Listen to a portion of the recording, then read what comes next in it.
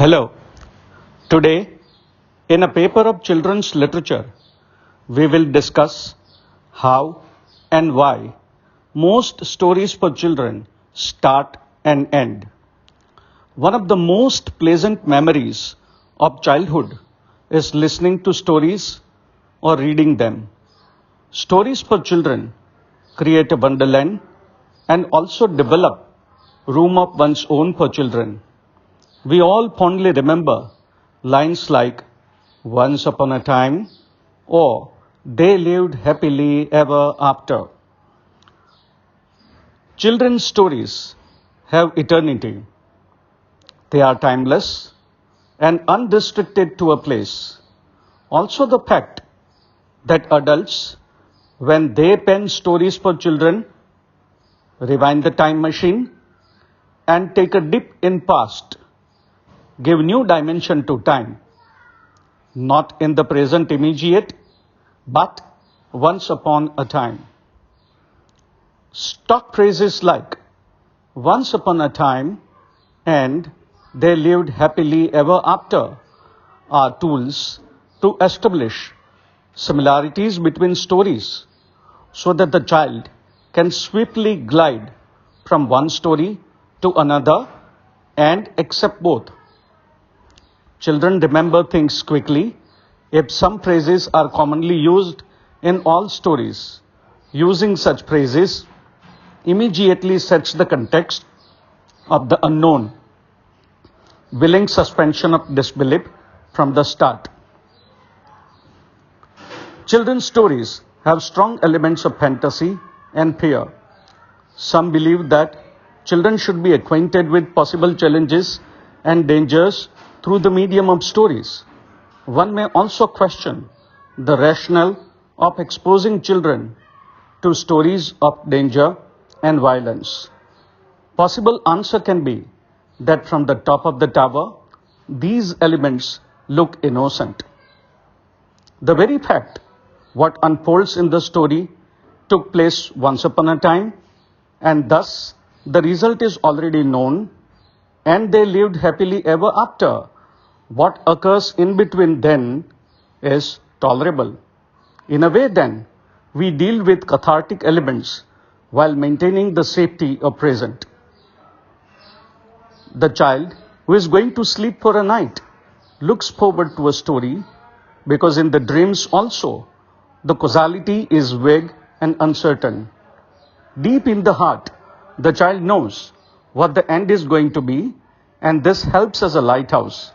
Both the stock phrases are like guarding fairies and angels that whisper in your ears, "This is okay, you can sail through." Also, maybe as the adult is trying to develop childlike memory while writing the story, it becomes pertinent to go back in past. But what was the last time that one was childlike? The time frame now is not certain, and thus instead of saying it happened in so-and-so year, it makes sense to say it happened long time ago.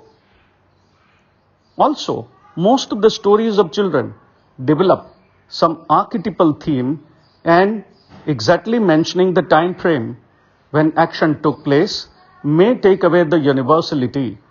Literature should not be temporal but universal. Psychic function of stories and dreams is to encounter fear of the unknown. The known is here and now, and thus can be dealt with or avoided, but preparing for the unknown is must. Uncertainty of children's stories helps one deal with psychological demons. With modern generation, when families are smaller and both parents are working, children might not have the luxury of listening to such stories, and this may make the child vulnerable in future when the person would have to deal with possible challenges in future. These stock phrases also act as disclaimer. They are the gatekeepers that tell you about the distant action and thus at once make you at ease. What you are going to hear or read took place long time ago, and thus believing becomes easier even if action looks improbable. Children, by cognition, are more inquisitive and tend to ask a lot of questions. They will mentally compare present with past, and for them to help travel in the world of improbable, telling them that it all took place long time ago helps. Ben Shahar, an expert in psychology, had coined a term called arrival policy. He said, I quote, "Arrival policy is the situation that once we make it, once we attain our goal or reach our destination, we will reach lasting happiness," unquote. He believed that our yearning to achieve everlasting happiness is an illusion because once we achieve something we had set for, we again might start craving for something else or more, and thus there can't be everlasting happiness.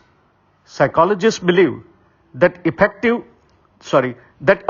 forecasting is when we believe we would be super happy if we get this or that. However, we always overestimate our would-be happiness in this process. We anticipate so much of everlasting bliss that when we do find moments to be happy, we don't find happiness.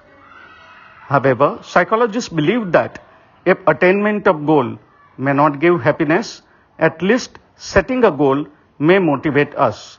Thus, the promise of everlasting happiness can be goal setting for children. So folks, fasten your seat belts with Once Upon a Time and let the ride to the unknown begin.